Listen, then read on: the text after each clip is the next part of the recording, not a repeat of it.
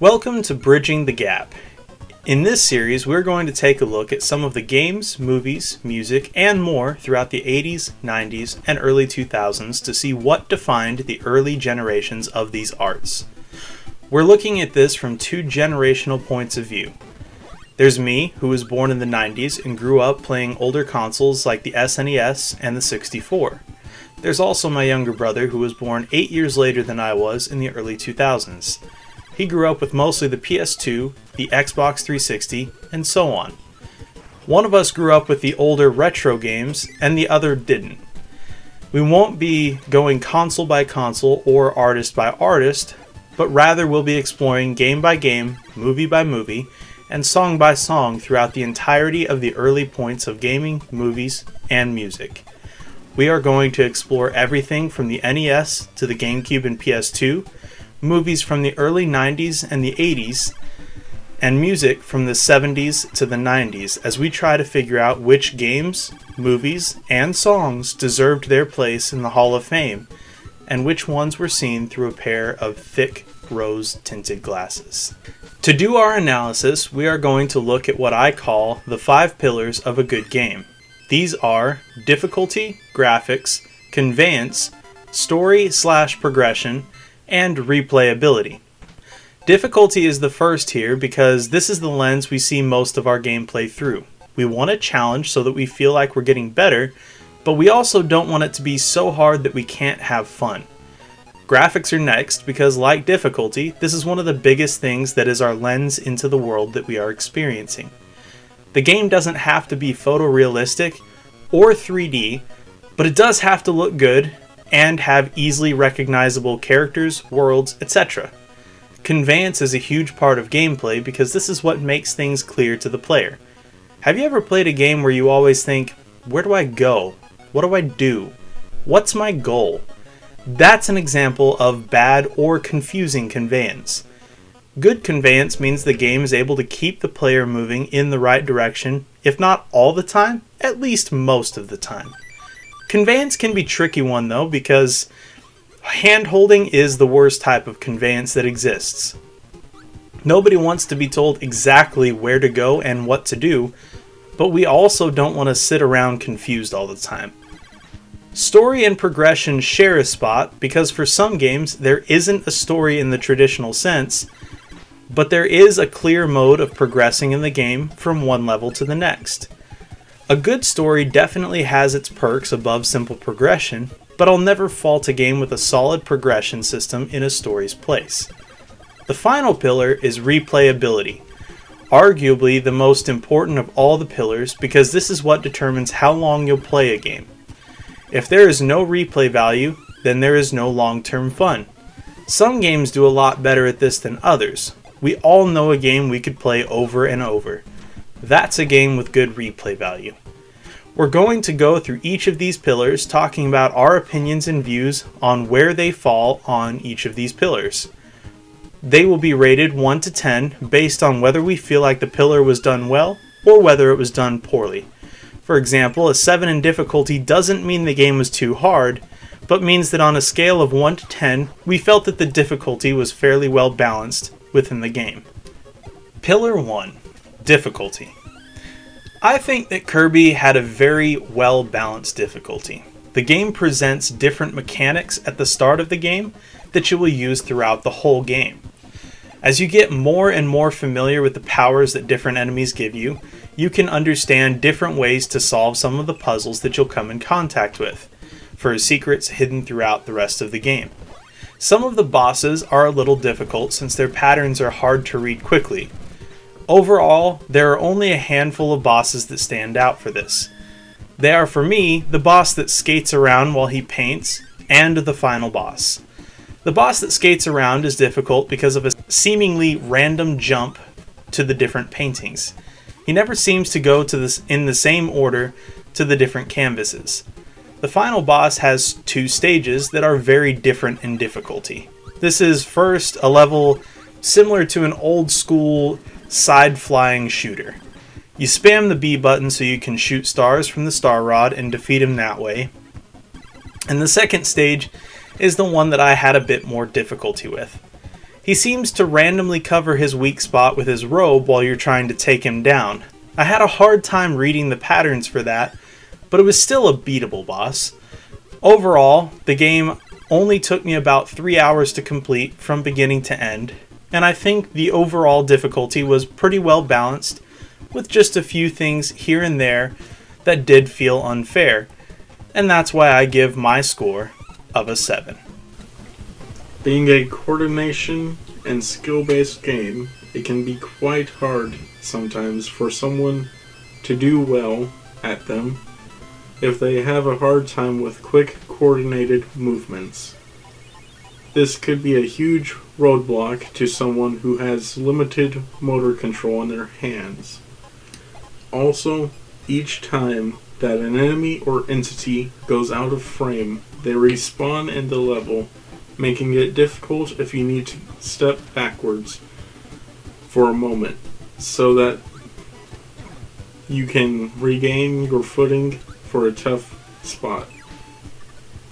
There was also a boss that stood out for being especially difficult. The art boss that skates around was extremely difficult. The patterns were hard to read, and the quick movements that he had made it difficult to read exactly what to do next to keep the upper hand in a fight. For these reasons, I gave it a rating of 7. Pillar 2. Graphics. Kirby's Adventure has an unforgettable art style. It's cartoony, fun, and very easy most of the time to tell the difference between different things. I did find that there were a couple levels where it was hard to tell if something was a platform or if it was part of the background, but those were very few. The memorable art style is something that Kirby games would keep for the rest of the series, making a series style that is still largely alive to this day. The things that I marked the game down for on graphics have to do with a couple of nitpicks that I had. Those are first that there are different enemies that will have different colors in different levels. This means that sometimes there will be a fire enemy in an ice level that will be colored blue, as well as his fire being colored blue. To me, this makes it a little hard to reliably tell if certain enemies are fire or ice enemies, but to their credit, the sprites are distinct. Like I said, it's a bit of a nitpick, and it also might just be something that I struggle with that might not be a problem with most players. The second is that on the cloud levels, it's hard to tell sometimes where the platform ends and the background begins. Those levels are generally pretty short on the cloud part though. They quickly go back to regular platforms that we're familiar with through the rest of the game. These nitpicks are the reason that my score drops from a perfect 10 to an 8. The art style makes it easy to identify things such as items and enemies. It was also generally pretty easy to recognize things like platforms and doors. Overall, the art style and recognizability are good with a few drawbacks. That's why my rating sits at an 8. Pillar 3. Conveyance. Kirby had an easy time with conveyance. Most 2D platformers do. It's easy to know exactly where to go and what to do. The only reason it didn't get a perfect 10 was because of the side levels. There are a couple of side levels that you can play for every world in the game, and it's not all that clear where to go to unlock these side levels. But I can understand why. They are secrets after all. Still though, confusion is confusion and I couldn't let myself ignore it. That's why it gets a 9 for conveyance. Similar to other 2D platformers, it is really easy to know where to go for the end of each level. You just need to keep heading in the direction that the levels face you and defeat the enemies along the way while you have fun. This is why I rated it so high at a 9.5. Pillar 4. Story/progression. The progression that Kirby has is one of the most satisfying that the NES had. It outdoes other 2D platformers of the system like Mario. It had a world-by-world progression where there would be a big boss at the end. The next world would use the same formula, but each time you go through the star room, it was super satisfying to jump into the clouds and then see the world open up as the flag was planted by the door. I had to mark it down a bit because there is a story, but you don't really get to see any of it until after you beat the final boss. Until then, it's just going through levels and beating bosses. If the story was either non-existent or if it was more prominently featured, maybe I could have given it more points, but that's why I gave it an 8. Simple games require simple progression systems. Platformers are simple, and simplicity isn't bad. This time, it isn't too simple though. You go level to level, then world to world, until you reach the end of the game. And this adds just enough satisfaction to the game to keep it interesting as you progress. That's how we landed at a 9. Pillar 5. Replayability. This is where I feel like Kirby suffered the most. The game is wonderful for your first playthrough. It's okay for a second playthrough, but beyond that, it doesn't hold up the same as other games from the system. The mechanics are satisfying, but they aren't as satisfying or consistent as something like Mario or Zelda. There were enough times that I felt like I wasn't doing as well as I would like to, just because a key press didn't register as quick as I would have liked or expected, or that I would do the wrong thing just because it registered a different key at a different time from when I pressed it. These inconsistencies hurt the replayability because the games that have the best replayability are the games where you think that you could have done so much better if you were just a bit better at the game. Granted, this is played through the NES Classic and not on original hardware, so I don't really know if real hardware would have been more responsive, or if that's what I would have been stuck with either way. For all these reasons, I couldn't give the game more than a 6 for replayability. While it's not my go-to genre of games, I would still give the game a second go, and even over some other games. The game had great music, great gameplay, and was a very simple story progression. This is how we got to the rating of 8.5.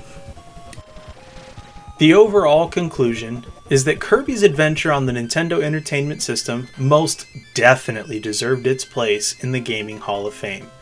With everything being taken into account, the different portions of the game hold up to the test of time.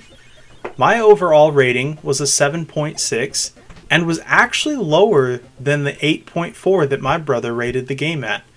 This means that the game held up very well for a younger player to be as generous with the ratings that they gave as they were, placing the overall rating between both of us at an 8. The game was most definitely one of the game series that defined the NES, and it deserves its reputation as a classic. Our suggestion for the future of this game is a graphical remaster for a newer platform. The game was easily solid enough to warrant this attention from Nintendo. Thanks for watching, and we'll catch you next time. This has been Melting Data and Dark Crusader. Peace.